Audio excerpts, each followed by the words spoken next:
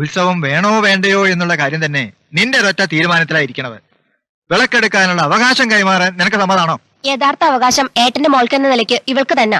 നീയും ഉണ്ടാതിരിക്കണി. ഇവിടെ ഇപ്പൊ അങ്ങനെ ഒരു അഭിപ്രായം ഉണ്ടാവേണ്ട കാര്യമില്ല. വിളക്ക് ആരടിക്കണമെന്നുള്ളതല്ല, ഉത്സവം ഭംഗിയായി നടക്കണം. വിളക്കെടുക്കണമെന്ന് ലക്ഷ്മിക്ക് നിർബന്ധമാണെന്ന് വെച്ചാൽ ആ നിർബന്ധം വെച്ച് അവളവിടെ ഇരിക്കും. ഇവരുടെ അച്ഛനല്ലേ നിങ്ങള്? ആ ഒരു സ്നേഹമെങ്കിലും കാണിക്കും മനുഷ്യ. ഉത്സവം നടക്കണമെന്ന് കരുതി പ്രശ്നത്തിൽ തെളിഞ്ഞ കാര്യങ്ങൾ തെറ്റിക്കുന്ന ശരിയാണോ? ഇനി അഥവാ തെറ്റിച്ചാലും എന്റെ മോ രാമകൃഷ്ണൻ ഉണ്ട് ഇവിടെ. അല്ലാതെ എങ്ങാണ്ടൊക്കെ ഇടുന്ന വായി നോക്കി പെണ്ണ് വിളക്കെടുക്കാന്ന് അമ്മ ദയവ് ഇത് സംസാരിക്കാണ്ടിരിക്കാവോ? രാജീവ, അവകാശം കൈമാറാൻ നിനക്ക് സമ്മതമല്ലല്ലോ, ആണോ? എനിക്ക് സമ്മതമാണ്.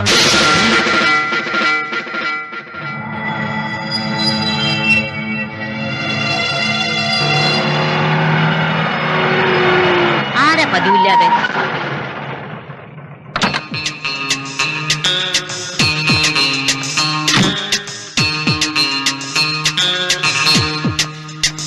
ഹലോ, ഞാൻ മമത. ഇവിടുത്തെ മരിച്ചുപോയ ശിവശങ്കര മേനോന്റെ ഏകമകൾ മമത മേനോൻ.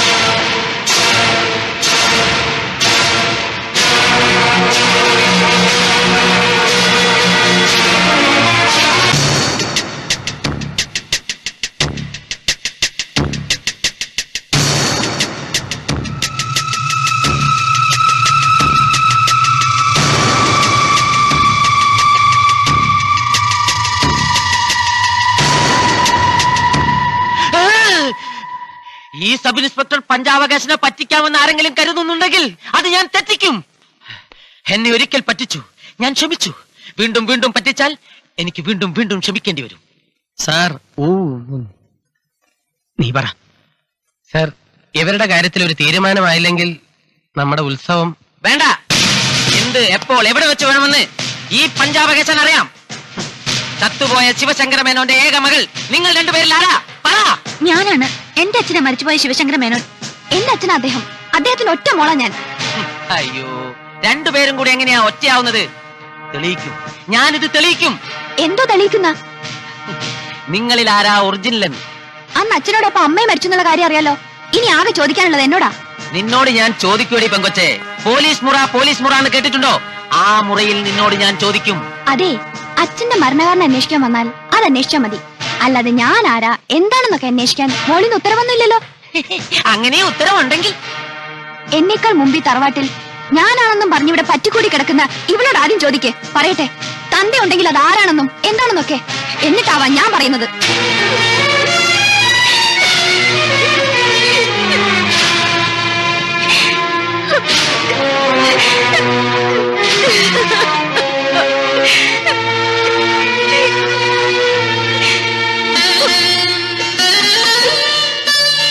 മോളെ, എന്താ മോളെ, എന്താ ഇതിന്റെയൊക്കെ അർത്ഥം?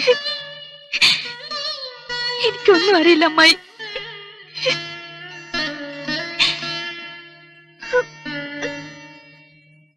തറവാട്ടില് വീണ്ടും പോലീസുകാർ വന്നു എന്ന് കേട്ടു. ശരിയാണോ കുഞ്ഞെ? അതെ, ശരിയാണ്. എന്തെങ്കിലും പറയാനുണ്ടോ? അയ്യോ വേണ്ട, ഞാൻ വെറുതെ ചോദിച്ചു. അങ്ങനെ വെറുതെ ചോദിക്കുന്നത് ഞങ്ങൾക്ക് ഇഷ്ടമുള്ള കാര്യമല്ല. പറഞ്ഞ മനസ്സിലായോ? അല്ല, എവിടെയൊക്കെ അന്വേഷിച്ചെന്നറിയാമോ? എന്താ കാര്യം? പുതുതായി വന്ന അവതാരത്തെ കുറിച്ച് വല്ല വിവരവും കിട്ടിയോന്ന് അറിയാനാ.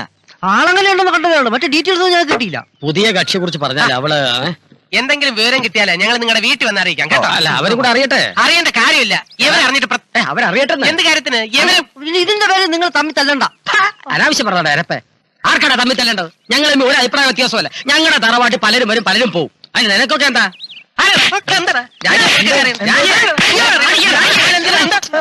അവരടിക്കരുത്.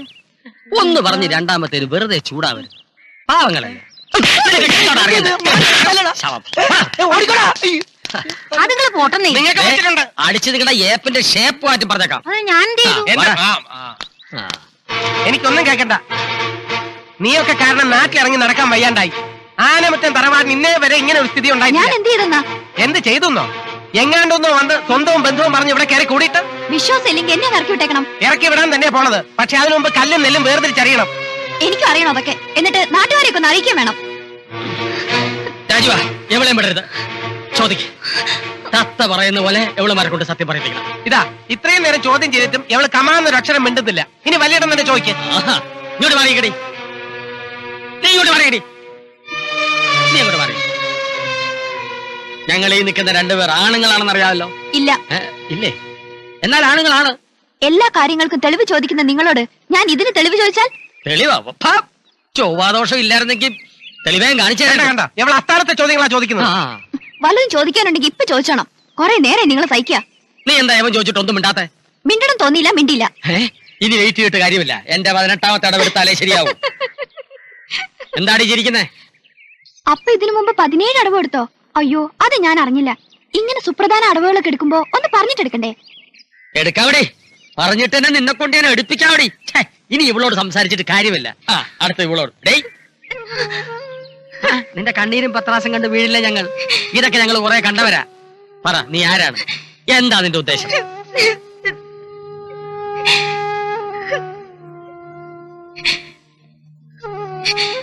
ഞാൻ പറഞ്ഞതൊക്കെ സത്യം, അല്ലാതൊന്നും എനിക്കറിയില്ല. നോങ്ങാതടി, നീ ഇന്ന് സത്യം പറഞ്ഞില്ലെങ്കിൽ വെട്ടിക്കൊന്ന് പീസാക്കി പ്ലാസ്റ്റിക് കവറിലാക്കി പേച്ചി പറ ഡാമിലെറിയും ഞാൻ. എനിക്ക് ജയിലിൽ പോണം. മതിയല്ലേട്ടാ, ഇന്നത്തേക്ക് വിട്ടേക്കാം. പക്ഷെ രണ്ടിലൊന്ന് അറിയുന്നത് വരെ ചോദ്യം ചെയ്യലുകൾ ആവർത്തിച്ചുകൊണ്ടേയിരിക്കും. പൊക്കോളൂ. പൊയ്ക്കോ. രാജീവ, ചോദ്യം ചെയ്യുമ്പോ ഒരല്പ ഡിസ്റ്റൻസ് ഇട്ട് വേണം ചോദ്യം ചെയ്യാൻ. കാരണം ഏത് മുള്ളി വന്ന് വീണോന്ന് നോക്കിയിരിക്കുകയാണ് ഇപ്പൊ പോയ 2 ഇലകൾ. മുള്ളിന് കേടുവരുന്ന കാലവാ.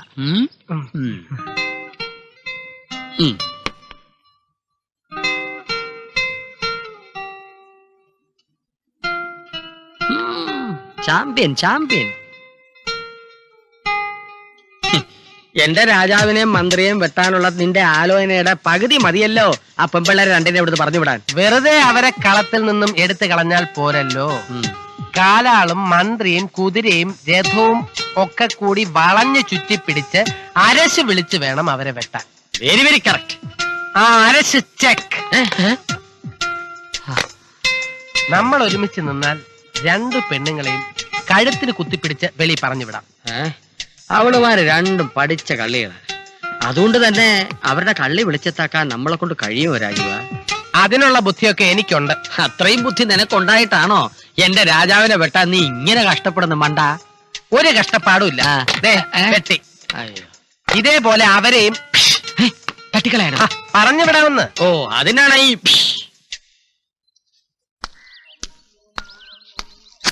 യശോദ ചേച്ചി,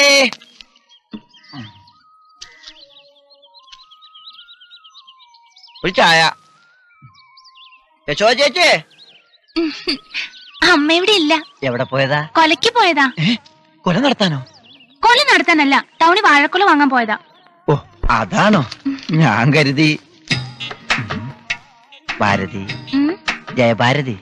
ദേ ഇവിടെ വേണ്ട വേണ്ട, ദേ കട തുറന്നിരിക്ക. അമ്മ ഇപ്പൊ വരും. കൊറേ നേരത്തേക്ക് ആ തള്ളയുടെ കാര്യം പറഞ്ഞ മൂട് കളയല്ലേ. എന്റെ ജയഭാരതി കുട്ടിയല്ലേ, പ്ലീസ് ഇവിടെ വന്നിരിക്കും. വേണ്ട വേണ്ട, കാണുമ്പോൾ കൊഞ്ചലേ ഉള്ളൂ. എല്ലാ ആണുങ്ങളും ഇങ്ങനെ. എല്ലാ ആണുങ്ങളും? ഞാനല്ലാതെ മറ്റു വേറെ ഏതൊക്കെ ആണുങ്ങൾ അറിയാടി? നീലക്കുയിലെ സത്യൻ മിസ് കുമാരിയോട് എന്താ കാണിച്ചേ? ചെമ്മീനിലെ മധുശീലയോട് എന്താ കാണിച്ചേ? പഞ്ചതന്ത്രത്തില്, ചന്ദന ചൊരയില് ഈ ആണുങ്ങളൊക്കെ എങ്ങനെയാ? ഏത് പെണ്ണ് സഹിക്കൂ ഇത്? പണ്ടാരടങ്ങാൻ എടി, അതൊക്കെ സിനിമയാണ്. ഓ, ഇവക്ക് ജയഭാരതി എന്ന് പേരിട്ട ആ തന്തേൻ എന്റെ കയ്യിൽ കിട്ടിയിരുന്നെങ്കിൽ. ദേ, എന്റെ തന്തയ്ക്ക് പറഞ്ഞാലുണ്ടല്ലോ, ഈ പശുവിനെയും കാളേനെയും ഒക്കെ മോഷ്ടിക്കുന്ന നേരം കൊണ്ട് എന്നെ ഒന്ന് മോഷ്ടിച്ചോണ്ട് പൊയ്ക്കോട്ടെ രമണേട്ടന്. പോകൂടി പോകും. തച്ചോളി ഒതലിലെ സത്യനെ പോലെ, പാലാട്ട് കുഞ്ഞിക്കണ്ണലെ പ്രേം നസീറിനെ പോലെ, ആവേശത്തിലെ ജയനെ പോലെ ഒരു നിലാവുള്ള അർദ്ധരാത്രിയിൽ ഒരു വെള്ള കുതിരപ്പുറത്ത് ഞാൻ ചീറിപ്പാഞ്ഞിവിടെ എത്തും. എന്നിട്ട് എലിപ്പാഷാണവും ചുറ്റൊന്റിയും സമാസമം ചേർത്ത മിശ്രിതം ഉറങ്ങിക്കിടക്കുന്ന തള്ളയുണ്ടല്ലോ പൂതന, അവരുടെ വായിൽ ഒഴിച്ചു കൊടുത്തിട്ട് ഞാൻ വരിയാക്കി കിടത്തും. എന്നിട്ട് നിന്നെയും കട്ട കട്ടകാശത്തോടുകൂടി ഈ രമണനൊരു പോക്കുണ്ട്.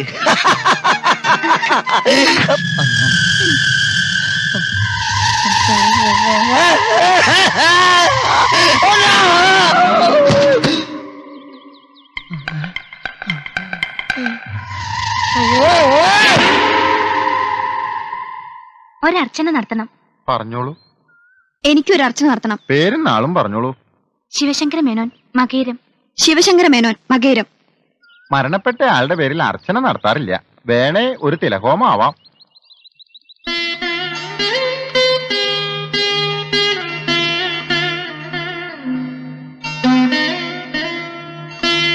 അതെ, ഒന്ന് നിന്നേ. എന്താ കുട്ടിയുടെ ഭാവം? ഞാൻ അറിയാൻ പാടില്ല എന്നിട്ട് ചോദിക്കുക. എന്റെ അച്ഛനാ ശിവശങ്കര മേനോൻ. പിന്നെ കുട്ടി എന്താ ഇങ്ങനെ? ആ മകൾ താനാണെന്നതിന് എന്തെങ്കിലും ഉറപ്പുണ്ടോ? ഉണ്ട്, പക്ഷെ അത് കുട്ടിയെ ബോധ്യപ്പെടുത്തേണ്ട കാര്യം എനിക്കില്ല. എന്നെ മാത്രം ബോധ്യപ്പെടുത്തിയിട്ട് തനിക്ക് വിളക്കെടുക്കാനോ ഉത്സവം നടത്താനോ ഒന്നും ആവില്ലല്ലോ. പിന്നെ നാട്ടുകാരുടെ മുമ്പിൽ എന്റെ അച്ഛന്റെ പേരും പറഞ്ഞുള്ള നിന്റെ ഈ കരച്ചിലും പിടിച്ചിലൊന്നും ഇനി വേണ്ട. അനാവശ്യം പറയരുത്. ഒന്ന് നിർത്തണ്ട. എന്താതെ അമ്പലത്തിനകത്താ തമ്മത്തല്ലേ?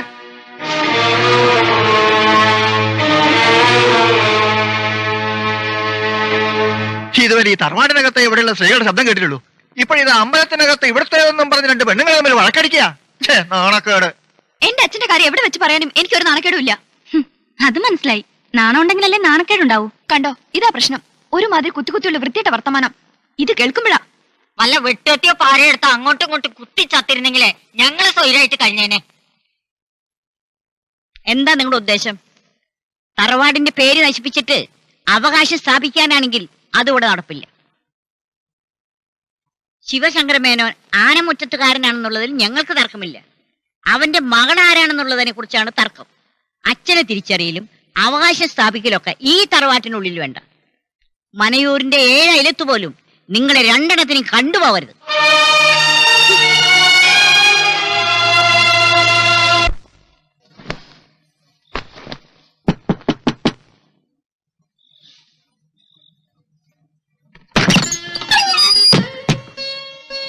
ഒരു കാര്യം പറയാനാ ഈ സമയത്ത് ഒന്നും ബുദ്ധിമുട്ടിച്ചത്.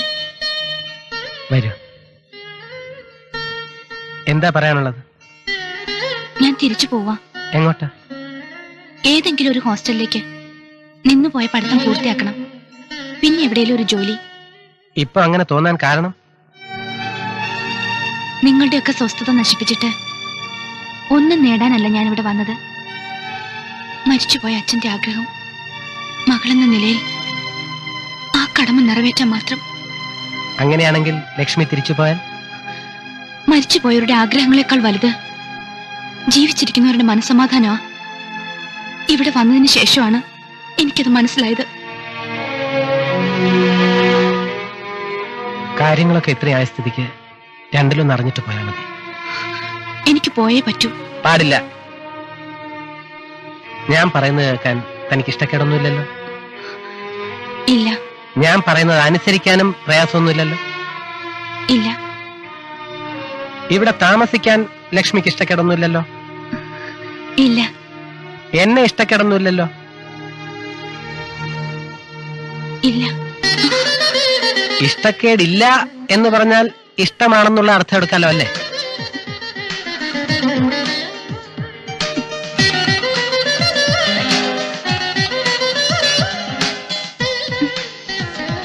നിക്കൂ.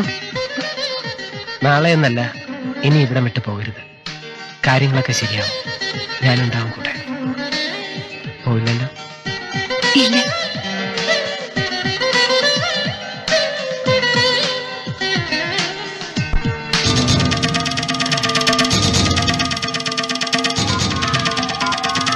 അവളെന്താ ഇവിടെ? ആര്?